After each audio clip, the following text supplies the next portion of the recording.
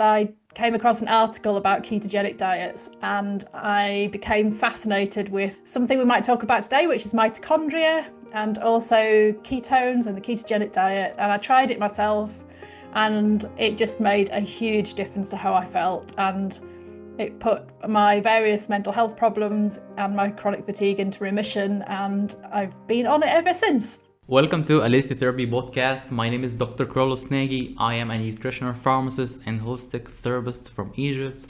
And today I am joined by a very special guest, Moira Newiss. Moira is a registered nutritional therapist, health coach, and ketogenic metabolic expert. In this podcast, we've talked about how medical keto diet differs from the keto diet that is popular out there for weight loss, and how it could improve your mental health and put serious mental illnesses into complete remission, such as bipolar, schizophrenia, depression, and anxiety, and all of that. We also covered the specific challenges that face the Arabic-speaking world when they get to apply the keto diet in their culture.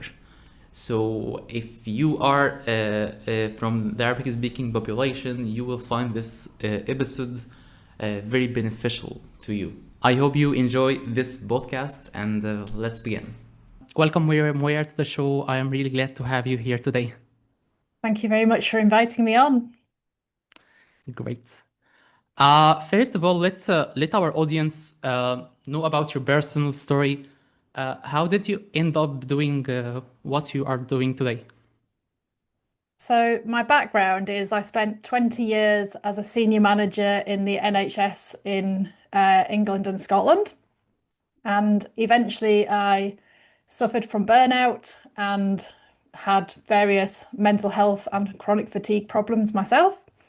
Mm-hmm. And I didn't know anything very much about nutrition other than what I thought was a healthy diet back then. So I slowly began to try and get myself well again. And along the way, I discovered lifestyle medicine and particularly became really interested in nutrition. So I quit my job and decided I would retrain as a nutritional therapist. And it was in the very first 6 months of my training. I did 3 years in London at the Institute of Optimum Nutrition. And in the first 6 months, I came across an article about ketogenic diets. And I became fascinated with something we might talk about today, which is mitochondria and also ketones and the ketogenic diet. And I tried it myself, and it just made a huge difference to how I felt. And it put my various mental health problems and my chronic fatigue into remission, and I've been on it ever since. That's great. What a wonderful story. It echoes with the concept of the wounded healer when Carl Jung talked about that concept. So let's begin with the basics, because our audience almost know nothing about this. What exactly do we mean by metabolic therapies, and why have they become such an important direction in health today? Good question. What do we mean by metabolic therapies? So metabolic therapies are things that actually help optimize your metabolic health. So the question is, what's metabolic health? Metabolic health, if we get down to a very basic description, is really about how the body is processing the food we eat, the oxygen we breathe, and how it uses that in all to power and fuel all the body's chemical reactions, really. So it's really the sum total of how the body is responding to its environment with all these, thousands of biochemical processes that are going on. So that's what I call a metabolic therapy. A metabolic therapy is aimed to improve your metabolism. So there are certain things you can, you might, if you go to your doctor, you might get measured. That would be checking your metabolic health, and that might include your weight, the size of your waist. It might include your blood pressure, or things like your blood glucose levels, maybe even insulin in some situations, and things like your blood lipids, so your blood fats. And even things like your liver enzymes and things like that. All those things are really all about checking how good is your metabolic health. So your question is, well, so in terms of metabolic therapies, a ketogenic diet is one of those metabolic therapies, but there are Okay. others as well. And I'm a big believer in, layering up strategies until you get to the tipping point that gets you back to your optimal health. So there are other things that we can explore too that would improve your metabolic health. Hmm. Okay, so if someone asked you what is the difference between medical keto diet for metabolic interventions and the famous keto diet for weight loss that many people are following these days. So many Yeah. people know about the famous keto for weight loss, but they don't know the other type. Yeah, so the famous keto diet for weight loss was originally the Atkins diet, which people might have heard of. Um, so medical ketogenic diets are really they're usually involving a higher ratio of fat to other macronutrients. So we have three macronutrients that we can that our food provides us with. We've got carbohydrates, we've got fat and protein. And medical ketogenic diets are usually at a higher ratio of fat to carbs and protein combined. So like somebody doing a ketogenic diet for weight loss might be doing it at, they might only just be getting into ketosis. Hmm. And that means that they're eating enough fat as as a low level of carbohydrates for the liver to start to produce what are known as ketone bodies. And then ketones can be used in the cells by these little organelles called mitochondria to make energy. Um, so as soon as you get to that tipping point where you're eating enough fat and there's lower level of carbohydrate, you'll start to make ketones. But people doing it for weight loss are usually doing that at the lower end of that ratio. Um, Hmm. so when we do a more what I call a ketogenic metabolic therapy with diet, we are usually getting up above a 1-to-1 ratio. Maybe most of my clients I'm getting up to a 2-to-1 ratio with. Hmm. Usually we don't need to go much above that. There are some conditions that might be that it might be useful to try a higher ratio, but I would say that for me, I'm to get most of my clients up to that 2-to-1 ratio. So that means for every 2 grams of fat they're eating, only 1 gram combined of carbohydrates and protein, and most of that is protein because we all need a certain amount of protein to stay healthy. So we try and keep that at a fairly constant level, and Hmm. therefore it's very few carbs. Yeah, so we are talking about less than 20 grams of carb We per day. we are less than 20, and on a 2-to-1, in order to keep the protein at a reasonable level, because you need protein in order to keep your muscle mass, for Exactly. growth and repair in the body. So usually it's actually quite low, so it can be lower than 20, in order to kind of keep that balance. So it's not a lot of carbs for sure. Mhm. Yeah, we'll talk about that later and specific challenges of that. But when I started to read about the work of Dr. Chris Palmer and Metabolic Mind and all of that, I started to make some videos, um, and I was surprised by thousands of views and hundreds of comments of people reaching out and who are suffering from mental illness, psychotic illnesses, and hoping to find any better alternative than psychiatric meds, uh, because many of them are already on psychiatric meds and they are just feeling so bad. They are feeling like zombies, and they are not getting better. This is the problem. So, from your own experience, what are some good results that you did find of people really getting better on these interventions? Yeah, so that's why most of my clients come to me. They have some kind of serious mental illness and they're already tried a lot of different therapies, talking therapies and medication. They're usually on medication, sometimes 3 or 4 medications for mental health. I work with people with a range of different conditions. So I work with people with depression, anxiety, bipolar, schizophrenia, so lots of different conditions.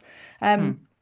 And I have, there are different experiences with ketosis. So not everybody kind of gets like a miracle result straight away. Sometimes it Hmm. takes a bit longer, and sometimes, medication things needs to be adjusted by their prescriber along the way to kind of help support optimal metabolic health, because some medications are more difficult to get optimal ketones on, for example, because they're not as metabolically friendly. But Yes. I have seen some like amazing results. So you'll be aware that I published a paper about the complete remission of schizophrenia, and that was using a carnivore ketogenic diet. Hmm. Um, that was a client of mine who'd been hospitalized several times in the past. He'd actually discovered the ketogenic diet himself from a book that wasn't really about diets. It was more a self-help book that mentioned ketogenic diets. And he'd Yeah, been, I hear this yeah, story because he was the one who was homeless. I saw the yeah, video on the Metabolic Mind YouTube yeah. channel. So, Yeah, so this is really so interesting case. it was really interesting and unusual for me, really. So but that just showed me the power of how simple changes can make a really big difference, because he was able to do a ketogenic diet, mainly eating fatty minced beef. Um, Mm, very simple, adding a bit of beef tallow to it. It's a really simple diet. He occasionally, when he was in, before he became homeless again, he was staying with family and he could add a few more things in, but it was still quite basic. Um, and yeah, was able to keep his ketones. We managed to get them really nicely balanced at a really therapeutic level, which was above two. It was kind of in the range of 2 to 3.5 millimoles per liter of ketones, and he stayed in complete remission and was able to come off his medication and still is well. Um, I'm actually just publishing another paper at the moment. oh, great. So yeah, I've not talked on a podcast about this one yet, but it is coming out. Okay. So it is a case that's looking at anxiety and some other conditions too, but the main mental health one is anxiety.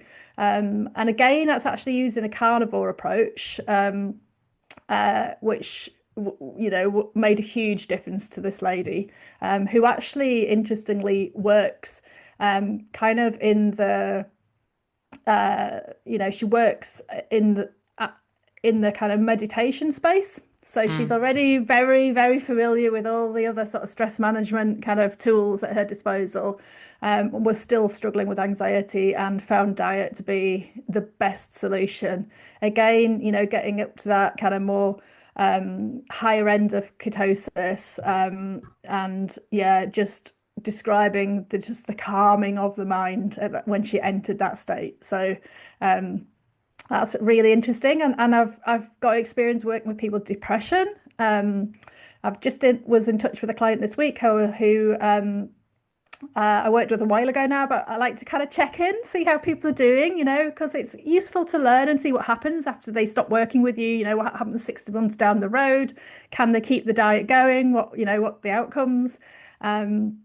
And she's doing really well still. So significant clinical improvement in depression on this. We were using a depression score that we were using to track her progress, and is still doing well. Is still eating the diet, and is actually going to a brain health conference this weekend. She's interested in learning more. So yeah, so it does seem to be that certainly in many cases the ketogenic diet can be what Chris Palmer would call a transdiagnostic treatment.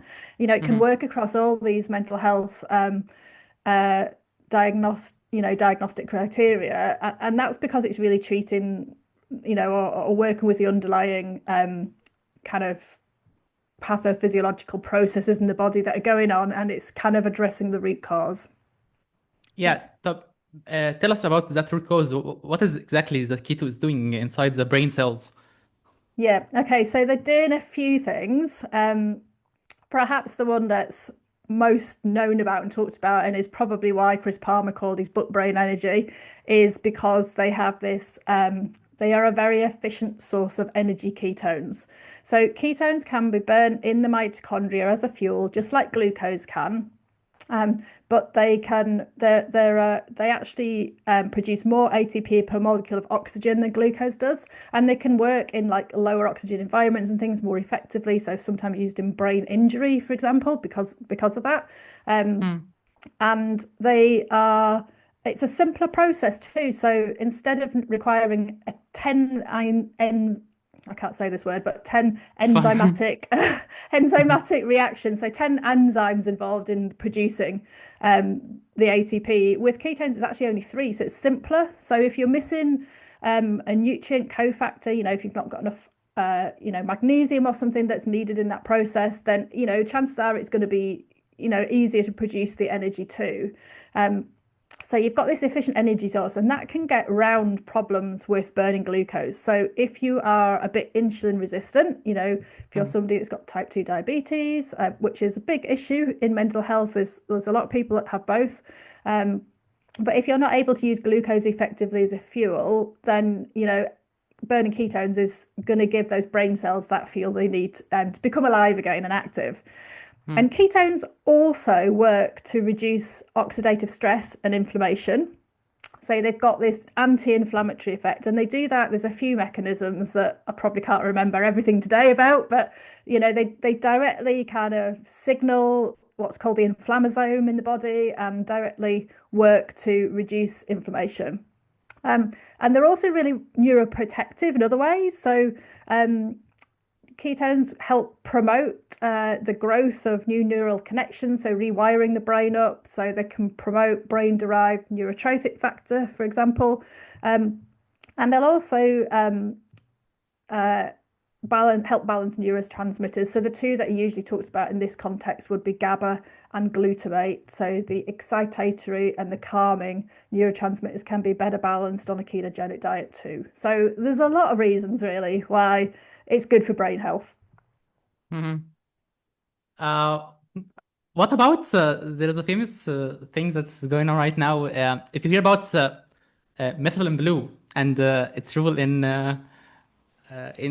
increasing ATP and the Krebs cycle and improving Krebs cycle and all of that, does it really worth taking?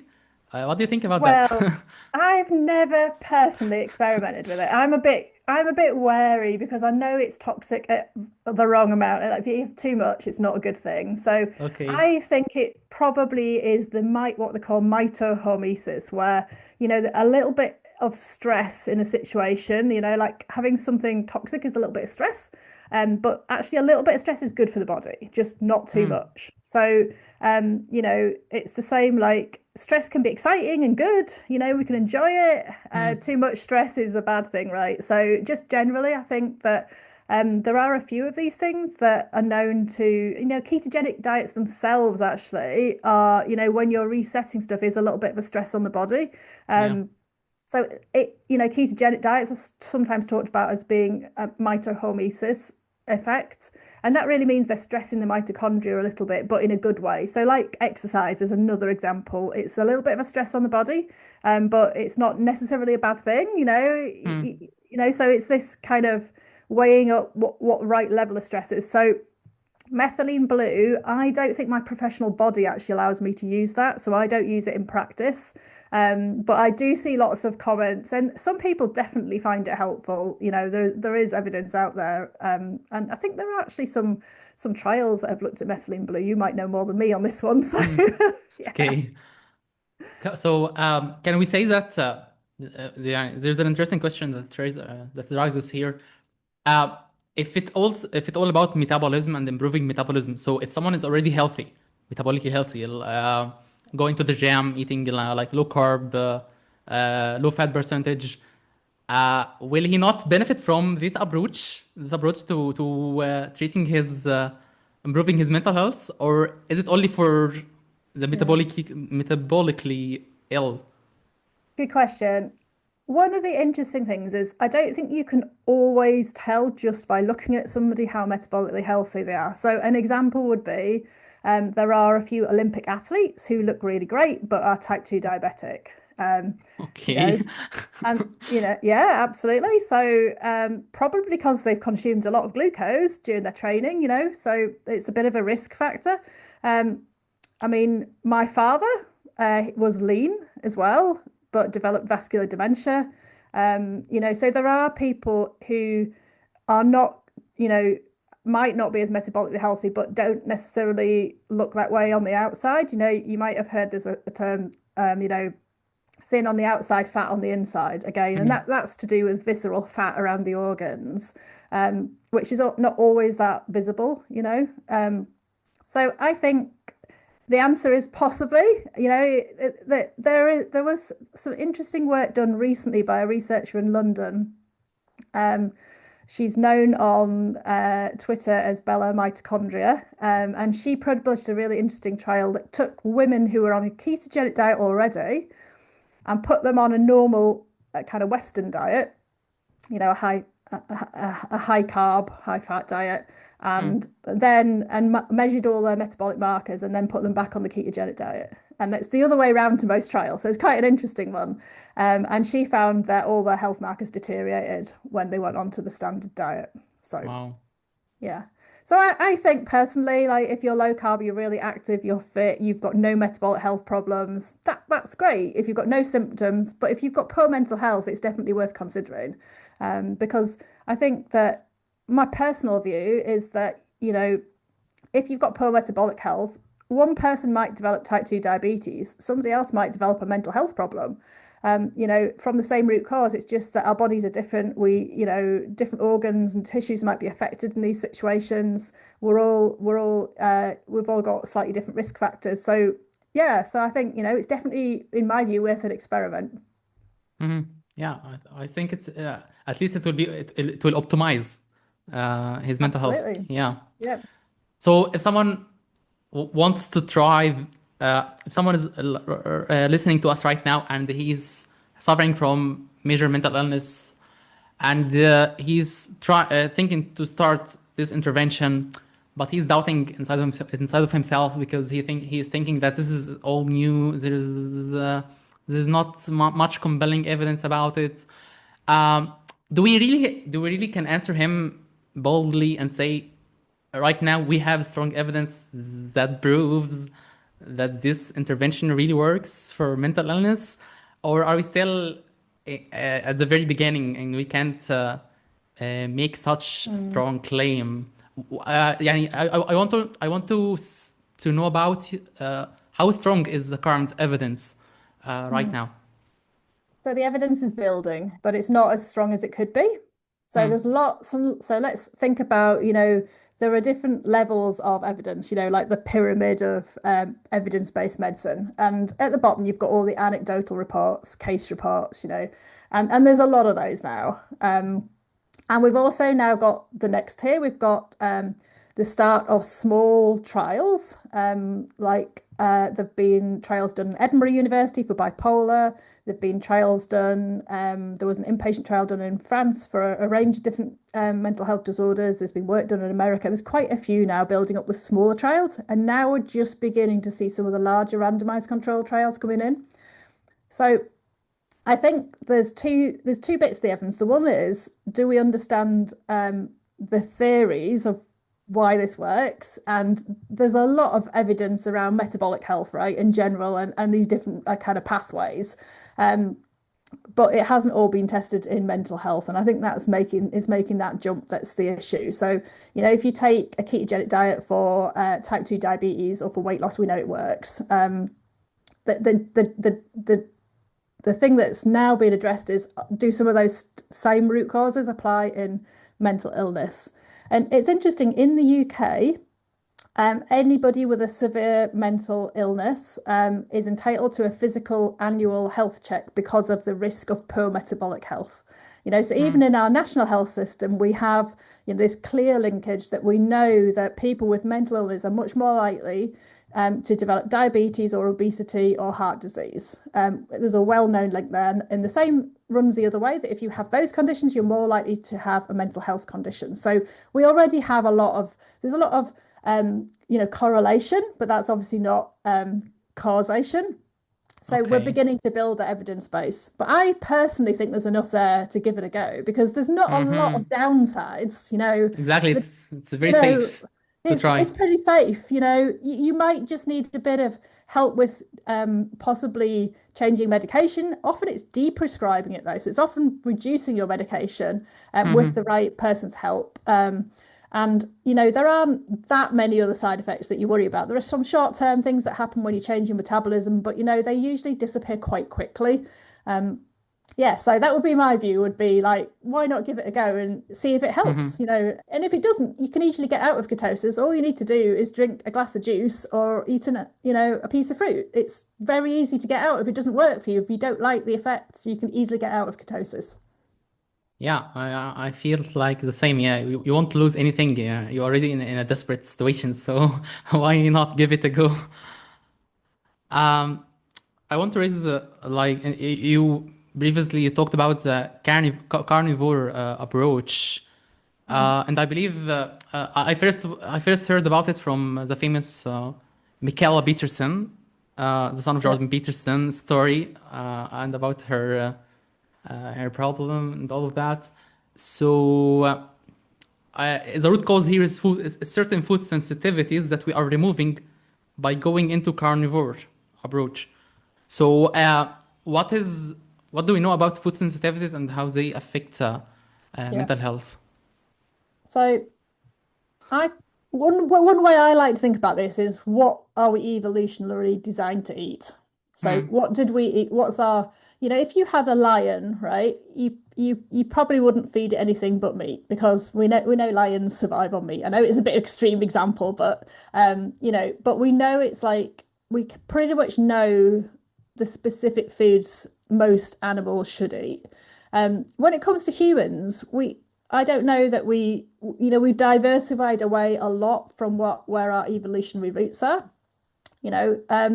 So if we go right back to what foods are we designed to eat in the wild, you know, when we were still hunters and gatherers, it would mainly have been probably fatty meat, fish, Hmm. eggs in season. You only get eggs when birds are nesting. You know, we would have gathered some, you know, leafy greens, berries when they were in season. Obviously, depending on where in the world you live. With me, we're much more seasonal than you are probably. Hmm. So, um, you know, there would have been nuts as well. But it was only at the advent of the agricultural revolution that we started to eat a lot of other plant foods. So I think that there is some evidence that some ethnic populations are more adjusted to deal with carbohydrates, for example, and for alcohol and other things that came in, you know. Um, and so there's some evidence of that, but actually we know in evolutionary time, you know, the modern man window is so small. We've got like this huge evolutionary timeline, and then, you know, we've got this little bit at the end where we got agriculture, and then we got the industrial revolution, and we started making ultra processed foods. So I think the problem now is that there is a few things. There's foods that you might be sensitive to, but there's also how good is your gut health? And gut health is Hmm. really important in terms of, you know, your gut should be able to stop anything coming through into the blood that is unhelpful. You know, so if you've got good, you know, your lining of your gut is working really well, you've got a good mucosal lining, there's no gaps in between the cells, which is sometimes talked Yeah, about as leaky gut, then, you know, we celiac shouldn't, disease. yeah, we shouldn't get undigested food particles. We shouldn't get a lot of, you know, toxins and things coming through. But unfortunately, lots of the food we're eating today has emulsifiers, preservatives, all sorts of things in that I think, you know, don't help the gut. And stress is another thing. Everybody has stress in their lives. Stress isn't helpful for gut health either. So, you know, sometimes I think the carnivore approach is something that can help either if you've got a lot of food sensitivities. So that means things that your immune system is reacting to, which is then giving you symptoms. And it might be that it's creating an autoimmune effect in the body. So it's attacking, you know, causing your body to attack its own tissues. I think that was Michaela Peterson's situation. Um, um, or it's just, you know, go, sometimes you can use the carnivore approach as an elimination approach, so you can kind of go back to basics. It doesn't mean people have to eat like that forever necessarily. You know, you can begin to try to reintroduce things. I find it's very healing for the gut. So the case study that I'm publishing at the minute, as well as anxiety, this lady had severe gastric reflux, and that was resolved completely on a carnivore diet as well. So, you know, I think that animal fats are very healing for the gut. So, going back to some of the basics, like having lots of good bone broths, things like that that you can make yourself at home as well, would, is all a really good approach. And then, sometimes you just need to be thinking about, if I eat this food, I don't seem to feel so great afterwards, or it gives me this symptom. And that's probably telling you that you shouldn't be eating that food. So it's worth taking it out. You don't have to go full carnivore sometimes, but Mm. if you want to, you can try that approach, because that's the way of then adding things back in if you're really uncertain about what's causing the problem. Um, so there's definitely pros and cons about the approach. Some people like it. Some people do end up with, constipation or diarrhea and things that need to be adjusted. That's often to do with the amount of fat they're eating. So sometimes people find, if they're not eating enough fat on a carnivore diet, they will get constipated. If they're eating too much fat, they'll get diarrhea, for example. So there's a bit of adjustment sometimes required to make it work. Have I answered your Uh, question well enough there? yeah, I just have to have a follow-up question here. And Yeah. how do I know if I have a certain food sensitivity? I Okay. don't know of a famous, what is the famous tests that are done in this area, because I don't know Yeah. about them. So there are food sensitivity tests on the market. I don't like most of them because most of them are testing IgG, immunoglobulins, and they're basically tests that are looking at the immune reaction to foods. But the problem is that your immune system will react to most foods at a small level. So sometimes if you do just a basic food sensitivity test, somebody will come back with like 100 foods they can't eat, which is a little bit unhelpful because you're kind of like, oh, what should I do now? Now there is one test that I do use with clients, which I quite like, and it is a test which that includes the food sensitivity, but it also includes looking further down the immune cascade. So they're kind of looking at the inflammatory response in the body in addition. And I like that test because it tends to bring back only 5 or 6 foods that are more problematic. And I think there's a better kind of theory as to why that might be helpful. And when I do use that, if I get a little bit stuck sometimes with a client that doesn't want to go carnivore, but they want to kind of look and see, is there something that's, can't really work out what it is that's causing the problem, then I will use a test like that. And we'll usually have 5 or 6 foods that we then eliminate from the diet. And we assess, we try and heal the gut in the process. And then sometimes we'll look to reintroduce those if they can, if they don't get any symptoms. And sometimes they just need to take the food out for longer, for Mhm. things to heal. Or sometimes they can get away with, just eating the food less often, because you're not constantly stimulating the immune system either in that situation. So everybody's going to be a bit different about what works for them. Okay. One last question here about metabolic interventions. Do these interventions have to be done for lifetime? Because when I tell someone that he will be on keto for lifetime, it's really hard to comprehend it. So can after يعني can I get off keto after applying it for a certain time? That is a question that we need the science still to answer. So Okay. there are no really good studies about this. So what I can do is tell you what I know from speaking to lots of people.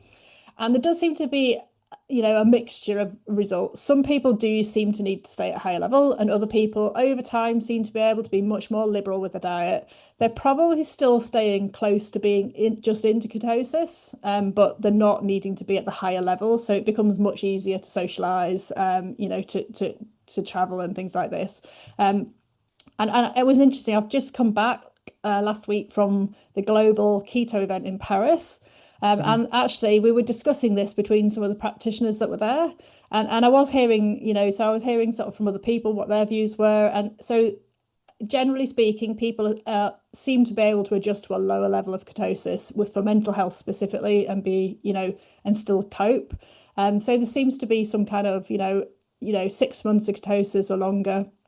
Um, it's really interesting because in children where they use the ketogenic diet for epilepsy, they often do the diet for like 2, 3, 4, 5 years, and then they can actually amazingly, this is to control seizures, they can amazingly often go back to a normal diet with no problem.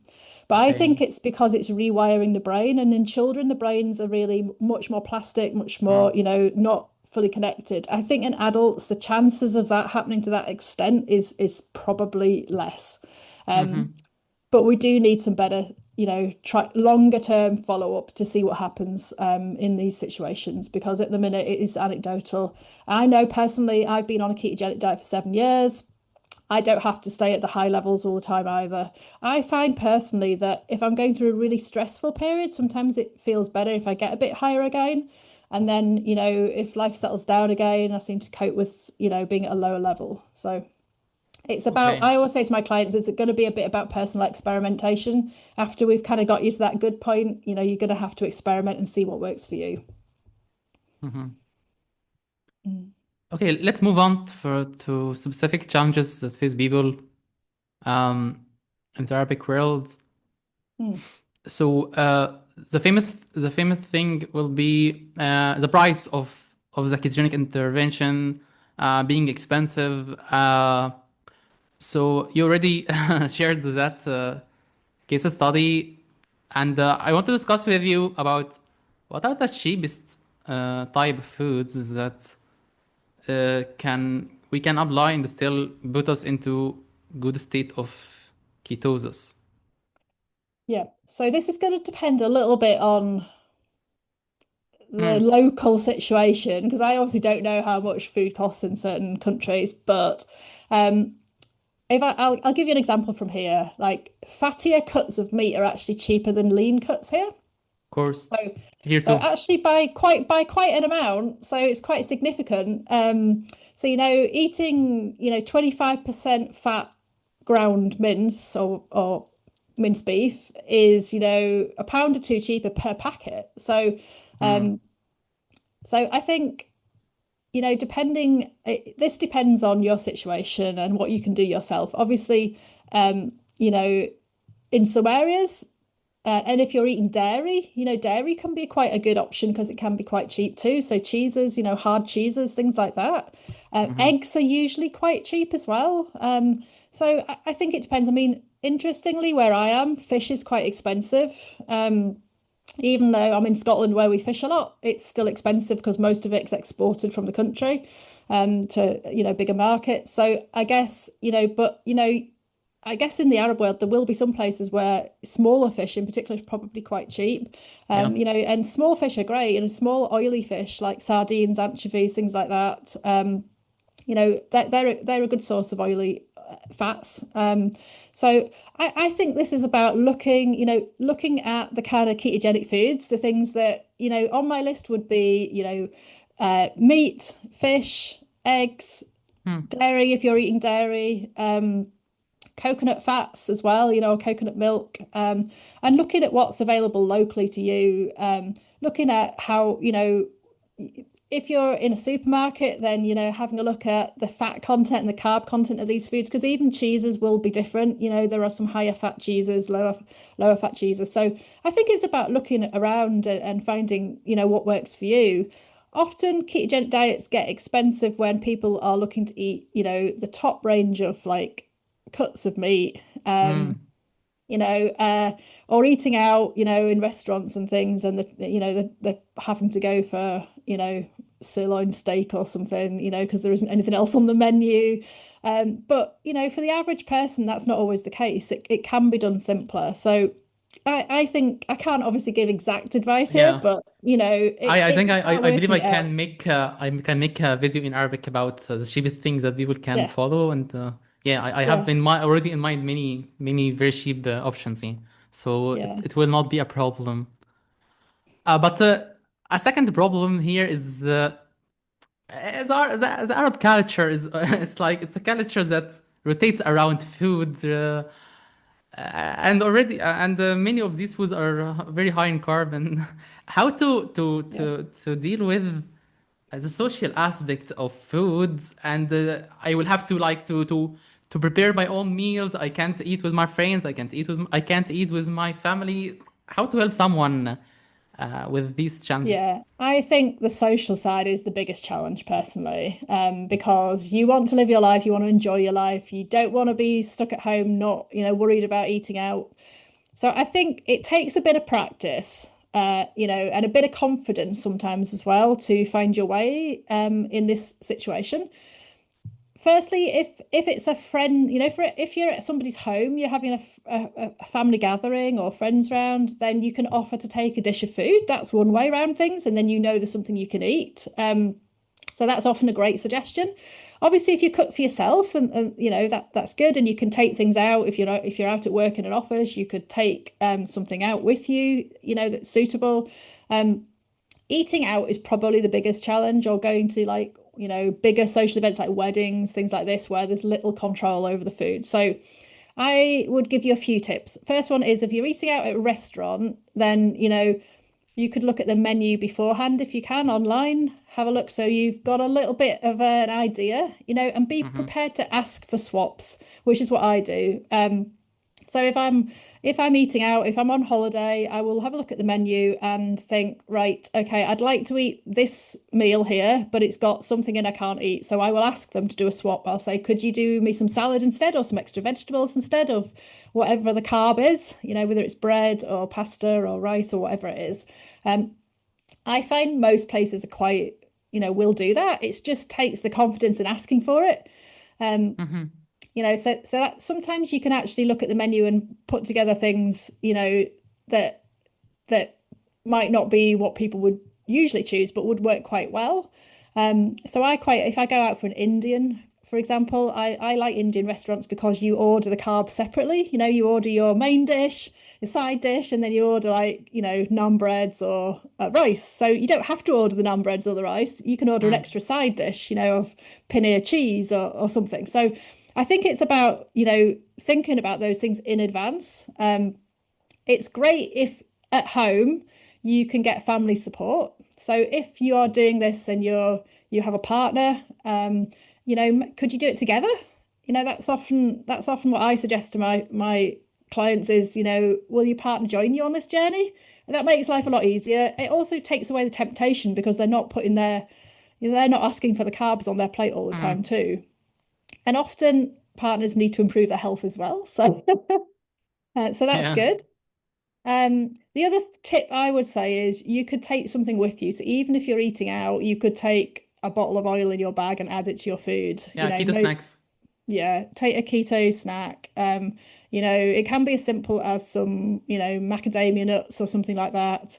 You can take things so you're not as hungry if you couldn't eat as much as you wanted to. So I think it's all in the preparation and the planning, to be honest. And that is just something that is a mindset thing. So you have to get into it. You have to sit down and plan what you're going to eat for the week. You have to think about, if you're going out with friends, what you're going to do. I mean, if you've got good friends, I would speak to them, say, look, I'm doing this diet. I'm really, really hoping it's going to help my health. Would it be okay if we did this or that? Get them on board. Yeah. Yeah, I think it's doable, and it just needs some adjustments. And Yeah. when the person starts to notice the results, good results, it will be worthwhile to do it, to justify the effort. Yeah, absolutely. And I have done a ketogenic diet personally myself in, unusual places. Like I was hiking in the Alps last year, hut to hut, so high up, there's no shops, so I had to really be creative. I took a jar of coconut oil with me and added it into things, and so it is possible. Cured meats is another good thing of taking out with you. Cured meats will keep, without being out the fridge and things. So it is possible, but it does need a little bit of planning.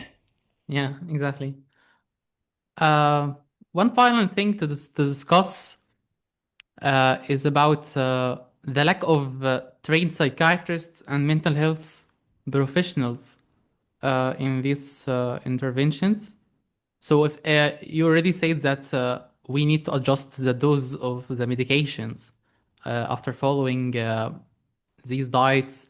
So how can someone have a decent conversation with his psychiatrist about tapering off if the psychiatrist is already not convinced about this intervention? Yeah, so it's a problem, but there is growing interest, which is good. So I think when people start a ketogenic diet, they don't usually need to change the medication straight away. They're probably going to be weeks into it, if not months into it. And what they're really looking out for is signs of what's called potentiation, where really it's like the medication's becoming a bit too strong for their metabolic health condition. So they might notice some new side effects, almost like, more fatigue, for example, would be one. Um, you know, and that's the point where they probably need to be having a conversation with a prescriber. And it is difficult because a lot of prescribers don't know anything about the ketogenic diet. What I Mm. do when I'm working with clients is I will usually write to the psychiatrist and provide some background information, Mm-hmm. just so they've got, if you want to go look it up, they can go look at some studies and things, and at least I'm communicating with them. But what I also do is very much try to get my clients informed in the best way about how to have that conversation. So, Mm. for example, I will suggest that they go and look at, online blogs and things that have been written about tapering medications. There's good stuff on the Metabolic Mind YouTube channel. There are some great psychiatrists out there that are really pushing this forward. But it's going to take time to change. In any profession, new stuff coming in, it just takes time, unfortunately. So I just say to people that, go well informed. Most psychiatrists will listen to their patients. If they're coming with a good argument, I would say that, Mm. they want to work with them. And especially if people's health's improved, then they're going to be interested in why is this improved. Um, so they're going to be educating their psychiatrists, which is the great thing. And a good friend of mine, Dr. David Unwin, who you've probably heard of, who is the low carb GP in the UK, he always tells the story that it was a patient that educated him to start with to get him into this. It was a patient that came in Wow. and said, "Look, this is what I've done. I'd like your support." And he was like, "Oh, that's really interesting." And it set him off on this whole new journey. So I think that's the key thing is, go, try and get your psychiatrist to be interested in what you're doing, Mm. and ask for support is the way forward, I think. But it can be a bit of a problem. I do understand that. And sometimes people have to make their own decisions, which, I very much encourage them to take professional support. Yeah, and also there is some if you hear about the work of Laura Dalino, the Inner Compass Initiative, she is a mental health activist, and she made a website called Inner Compass, and she provides for the public information about Yeah. metabolic interventions and how to safely taper medications. So I think there's a lot of resources out there that psychiatrists can look into and people can look into to better equip them. Yeah. And And I was going to say there's a good book that I read recently called Crossing Zero, and it's about the deprescribing of medication. It's not really about the ketogenic diet, but I just think it's a really good book. And that author has a Substack blog as well, called Crossing Zero too, that you could look up. I'm just trying to remember his name. It's Anders somebody, and I've not got the book to hand, but it's a really good resource. So I sometimes direct people to that to have a look at it so they can understand more about, what tapering medication might look like, and what else they can do to support themselves too. mhm. Mm. So, so finally, if we need to like if someone is if a mental health professional is interested in to get training in this kind of service, what are the available programs out there, and how can someone get a professional training in such approaches? So at the moment, there might be other things out there, but I know that I would recommend Dr. Georgia Eads program. Mm, Um, she's got a great training program which I did a couple of years ago now. And yeah, she's working in that field as a mental health professional, so she's kind of got the background there as well. I think that actually, I think Metabolic Mind also have a series now that yeah. Chris Palmer put together too. So I think that would be another great resource. I mean, there aren't a lot of resources out there for mental health professionals, so it's something that needs to be expanded. But I do know that there are people in the higher education world in the UK looking at how they bring this into other programs. So hopefully, before too long, we'll start to see in different countries people picking it up and taking it mainstream. Mhm. Okay, I really enjoyed this conversation, but if you would leave one final last message to our audience, what it will be? it would be give it a go.